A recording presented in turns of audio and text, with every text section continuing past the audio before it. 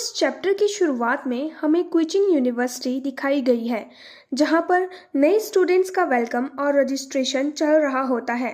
तभी बताया जाता है रजिस्ट्रेशन एरिया में बहुत रश है। तभी एक स्टूडेंट पूछता है, क्लासमेट तुम कौन सी बिल्डिंग की ड्रोम में जा रहे हो, रास्ता जानते हो? मैं तुम्हें वहां ले चलता हूँ। तभी दूसरे स्टूडेंट ऑफर करते हैं, क्लासमेट क्या तुम्हें अपने लगेज को उठाने में कोई मदद चाहिए?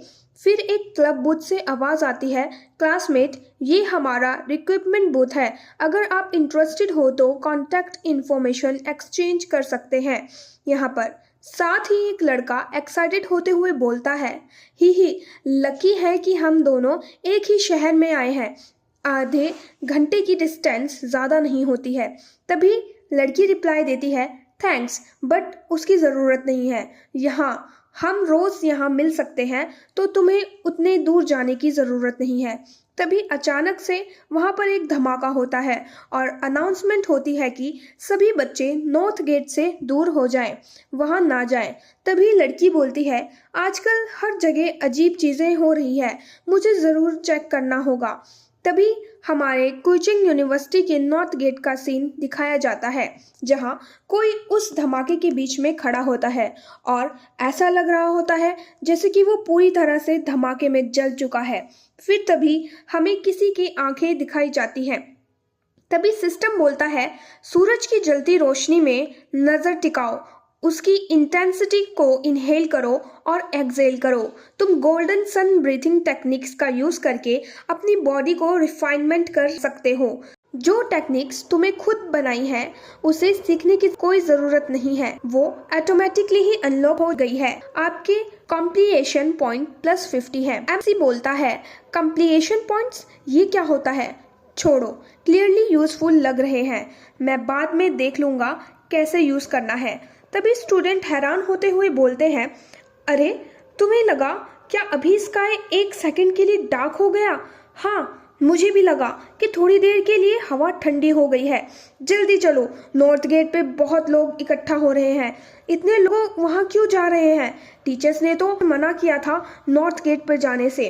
तभी सीन शिफ्ट होता है और हमें क्विचिंग यूनिवर्सिटी के प्रेसिडेंट के साथ कुछ ऑफिशियल भी दिखाई जाते हैं, जो कि स्टूडेंट से बोलता है, जल्दी चेक इन करो, जो स्टूडेंट चेक इन नहीं करेगा उसकी क्रेडिट डिडक्ट कर दिए जाएंगे।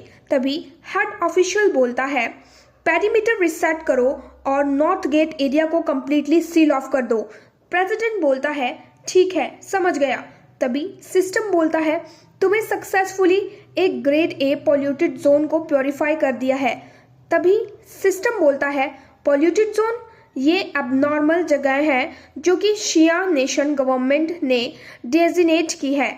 ये zones aura recovery energy generate करते हैं, पर इनका डेंजर लेवल अभी अनसर्टेन है। एमसी सोचता है, पॉल्यूटेड जोन शिया नेशन ने मार्क किया है, मतलब मैं अकेला नहीं हूँ जो इसके बारे में जानता है। तभी अनाउंसमेंट होती है, alert, unauthorised person north gate के सिलेक्टेड एरिया के पास डिटेक्ट हुए हैं, कृपया इमीडिएटली इवैक्यूएट करें। तभी स्टूडेंट शॉक होते हुए आपस में बात करते हैं, अरे क्या वो यूनिफॉर्म वाले मिलिट्री के लोग हैं? ये सब क्या हो रहा है? तभी एमसी बोलता है, क्रैप, बहुत ज़्यादा कॉम्बिनेशन हो रहा है, लोग अट्रैक्ट हो रहे हैं, छोड़ो, अब यहाँ से निकलने का टाइम आ गया है। तभी एक ऑफिशियल उस लोकेशन पर आता है और बोलता है कि ये मैनमेड है, क्या मतलब कोई और इंसान ऑरा की कांटेक्ट में आया था? फिर एक स्टूडेंट बोलता है, रुको टीचर, पहले मैं अपने मूवमेंट्स को सोशल मीडिया पे पोस्ट कर रहा हूँ। तभी टीचर बोलता है, स्टूडेंट जल्दी इवैक्यूएट करो इस जगह से। तभी क्राउड में कोई बोलता है, मैनमेड ऑरा? क्या इतना टेरिफाइंग चीज़ इंसान ने बनाई है?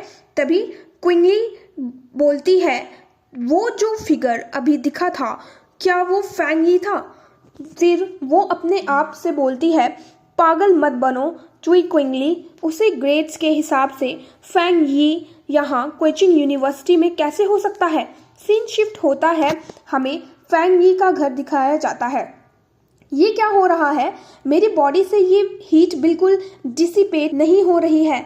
कोल्ड शावर लिए, एसी चलाया, कुछ भी काम नहीं कर रहा है। अगर ये ऐसे ही चलता रहा तो मैं आज रात सही से सो भी नहीं पाऊंगा। रुको, आज तो जो इतना बड़ा कॉम्बिनेशन हुआ है, क्या कोई नोटिस कर रहा है? रुको, मुझे चेक करना होगा। तभी हमें ट्रेडिंग न्यूज़ के बारे में बताया जाता है। #1 ट्रेंडिंग और कल्टीवेशन एसोसिएशन ने कल्टीवेशन रियल्स अपडेट किए हैं। एमसी बोलता है ये क्या है? एमसी याद करता है और कल्टीवेशन एसोसिएशन। याद आया, पहले भी ये ऑनलाइन आता था। कभी कभी कल्टीवेशन गाइडलाइंस रिलीज करते थे, तब सब लोग सोचते थे कि ये बस एक वेब नॉवेलिस्ट है जो कि रियल वर्ल्ड में शिया में बस मजाक कर रहा होता है और कुछ नहीं। एमसी शॉक होते हुए बोलता है, रुको, क्विचिंग यूनिवर्सिटी में मैंने जो लोग देखे थे, क्या वो? तभी एमसी रीड करता है कल्टीवेटर रियम डिटेल्स। पहला, गोस्ट एक्सलियम मॉर्टल वेपन्स बनाते हैं, हेवन एंड अर्थ के ऑरा से डिवाइन क्राफ्ट सीखते हैं। स्पिरिट क्रिएशन रियम, ब्लड लाइन्स को अवेकन करना, नेचर के फोर्सेस से अपना इंटरनल स्पिरिट ऑरा क्रिएट करना। डायमंड रियम, ब्लड लाइन को ऑरा से इंडेस्ट्रक्चरेबल बनाना, बॉडी में चैनल्स खोलना, एलिमेंट्री अथॉरिटी मास्टर करना। डिवाइन मूल रियम, वर्ल्डली डिजाइन्स तोड़ना, फेथ के थ्रू एशियन करना और एक नया गॉड बन जाना। रेजिंग सन रियम, यूनिवर्स के पीक पर पहुंचना, शेड स्टार फील्ड के लाइफ एंड डेथ को कंट्रोल करना, डायमेंशंस ट्रेवल्स करना। Ultimate realm, transcendence, life and death से ऊपर उठना, हेवंस और अर्थ क्रिएट करना, कॉस्मोस के गैप्स करना, बियॉन्ड कॉम्प्रिहेंशंस। तभी सिस्टम बोलता है, ऑरा रिकवरी अब अनस्टॉपेबल ट्रेंड है। ये रियल्स पब्लिश किए गए हैं ताकि कल्टीवेटर्स गलत रास्ते ना चले और अपने प्रोग्रेस को कंप्लीट कर सके। तभी हमें ऑनलाइन पब्लिक का रिएक्शन दिखाया जाता है। ये तो फैंटेसी जैसा लगता है, क्लियरली फेक, कोई क्लिक्स के लिए बना रहा है। लोग फिक्शन देख लेते हैं, पर रियलिटी कन्फ्यूज करना और किड्स को मिसलीड करना बहुत ही ज़्यादा गलत होता है। एमसी सस्पेंशन के साथ बोलता है, पर अनाउंसमेंट का फॉर्मेट और वाटरमार्क फेमिलियर लग रहा है। क्या ये एक्चुअली शिया नेशन की ऑफिशियल रिलीज हो सकती है? तभी एमसी बोलता है, अपनी पिछली लाइफ में मैंने कभी इस एसोसिएशन का नाम तक नहीं सुना था। एक नॉर्मल इंसान होने के नाते मुझे ऐसी सीक्रेट इन्फॉर्मेशन तक एक्सेस ही नहीं होती थी। जब डिजास्टर ने मेरी जिंदगी पलट दी, तब मेरे पास ना वक्त था और ना ही एनर्जी, सिर्फ सरवाइव करना ही बस कुछ रह गया था। और कल्टीवेशन एसोसिएशन, क्या ये एक्चुअली गवर्नमेंट का हिडन सिग्नल है उन लोगों के लिए जो कि नॉर्मल इंसान से पहले ही ऑरा के कांटेक्ट में आ गए थे? अगर ऐसा ही है तो जैसे अनाउंसमेंट में लिखा है, चलो एक बार फिर ट्राई करते हैं गोल्डन सन ब्रीथिंग टेक्निक्स। तभी सिस्टम पॉपअप होता है और बताया जाता है, फर्स्ट स्टेप, अपने फिजिकल बॉडी को एक वेपन बनाओ ताकि वो हेवन और अर्थ की ऑरा को कंटेन कर सके। ऑरा को कंट्रोल करो, डिवाइन एक्स का फॉर्म शेप करो। कॉन्ग्रेचुलेशंस, तुम रियल्म में एसेंट कर चुके हो। तुम कॉम्प्लिएशन पॉइंट्स यूज करके कंप्लाइन डाटा को किसी भी ऑब्जेक्ट में जोर से एग्जाम्प्ट कर सकते हो। करंट कॉम्प्लिएशन पॉइंट्स 50 है। एमसी बोलता है, कॉम्प्लिएशन पॉइंट्स मैं ऑलमोस्ट भूल ही गया था। सिस्टम बोलता है, आपको पहली बार ये पॉइंट्स मिल रहे हैं। सच में अब जाकर मुझे ऐसा लग रहा है कि अब इस धरती को बचाया जा सकता है। थोड़ी सी होप वापस आ गई है। Point number 2, ignite the path ahead. MC बोलता है, इसका क्या मतलब होता है? जो कंप्लाइंट डाटा मुझे मिला वो यंग टाइप गोल्डन सन ब्रीथिंग टेक्निक्स को रेफर करता है, राइट? सिस्टम बोलता है, तुम कंप्लीशन पॉइंट्स यूज करके कंप्लाइंट डाटा को किसी भी ऑब्जेक्ट में जोर से एम्बेड कर सकते हो। करंट कंप्लीशन पॉइंट 50 है। एमसी बोलता है, तो फोर्सिबली एम्बेडिंग का मतलब किसी ऑब्जेक्ट को इनहैंस करना और उसमें सुपरनैचुरल पावर देना। ये किसी भी ऑब्जेक्ट में हो सकता है, ये काउंट करेगा ना? सिस्टम बोलता है, 1, कंप्लीशन पॉइंट कंज्यूम करके यंग एट्रीब्यूट इस आइटम में एम्बेड करना है, यस या नो? एमसी बोलता है, अगर मैं चुनता हूँ यस तो ये यंग एट्रीब्यूट से इम्ब्यूड हो जाएगा। अगर मैं गन नाइफ या कोई वेपन एम्बेड करूंगा तो मेरा सिग्नेचर वेपन बन सकता है। सिस्टम के हिसाब से मैं सिर्फ एक एट्रीब्यूट तक लिमिटेड नहीं हूँ, मल्टीपल एट्रीब्यूट्स का डाटा भी एम्बेड कर सकता हूँ। एक कस्टम मेड वेपन जो कि सुपर नेचुरल पावर से भरा हो फ्यूचर में डेफिनेटली बहुत क्रूशियल होगा। चलो पहले इसी तुम पर ट्राई करते हैं, अगर काम किया तो मैं एक रियल वेपन ऑर्डर करवा दूंगा। जिंदगी फिर से शुरू हुई है, तैयार रहना पड़ेगा पूरी तरह से ताकि उन म्यूटेटेड मॉन्स्टर को फाइट कर सकते हैं। तो इस चैप्टर की शुरुआत में हमें रात का सीन दिखाया जाता है जहां पर हमारा एमसी अपने रूम के अंदर सो रहा होता है और उसे बिल्कुल भी नींद नहीं आ रही होती है। तभी एमसी बोलता है, ये चूहा कहाँ से आ गया? ना तो घर के अंदर है और ना ही पाइप्स में। क्या ये किसी और का पेट है जो कि रेड जैसी आवाज कर रहा है? वैसे भी मैंने अभी अभी गोस्ट एक्स रियल में पहुंचा हूँ।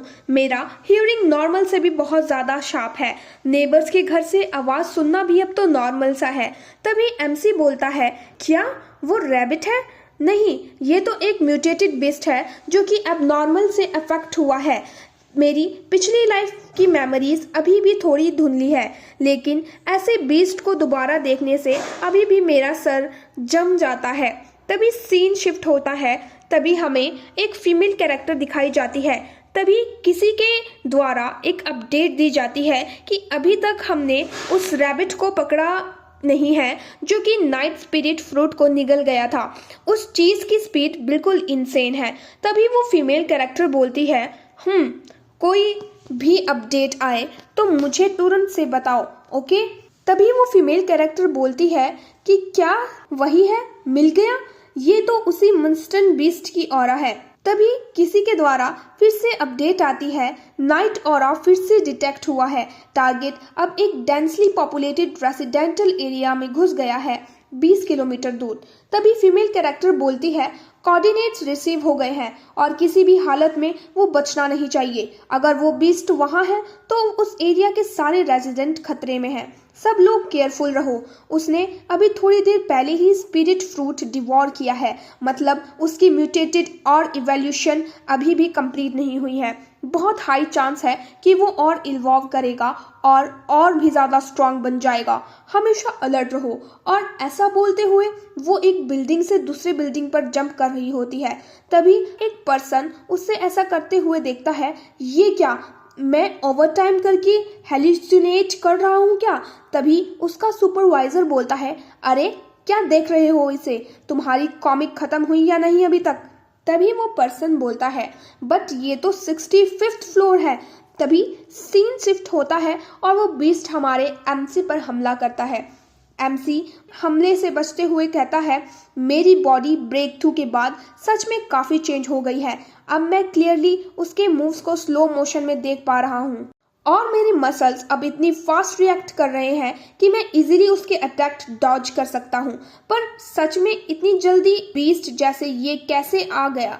मुझे याद आ रहा है जो मैंने अपनी पिछली जिंदगी में देखा था, उसके मुकाबले ये अभी कुछ भी नहीं है। ये अभी पूरी तरह से इवॉल्व भी नहीं हुआ है। इस टाइम पे जो नाइट एट्रीब्यूट है वो उसकी ताकत और फ्रेंजी को और भी बढ़ा देता है।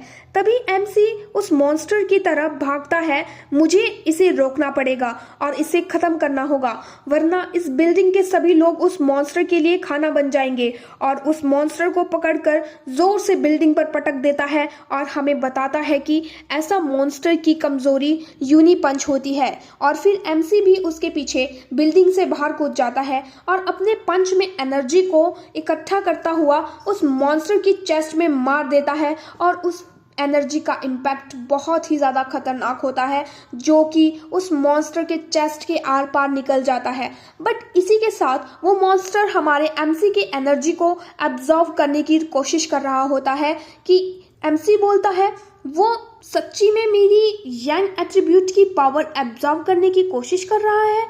सूरज की ताकत की तरह इतनी तेज और डोमिनेंट है मेरी एनर्जी। और जहां देखो ये रैबिट अपनी कब्र खोदने में लगा हुआ है और किसी के साथ दिखाया जाता है कि वो रैबिट ज़्यादा एनर्जी को एब्जॉर्व नहीं कर पाता और ब्लास्ट हो जाता है, जिसकी वजह से वहाँ बहुत ज़्यादा रोशनी जम जाती है। और पास ही एक बिल्डिंग में एक आदमी धमाके को देखकर बोलता है कि थंडर, लेकिन वहाँ तो कुछ भी नहीं है। तभी एमसी दिखाया जाता है जो कि ज़मीन पर लैंड करता हुआ बोलता है, वो चीज़ बिल्कुल एक स्टार्विंग गोस्ट की तरह बिहेव कर रही थी, मेरी बॉडी की एनर्जी को डिवॉर करने की कोशिश कर रही थी।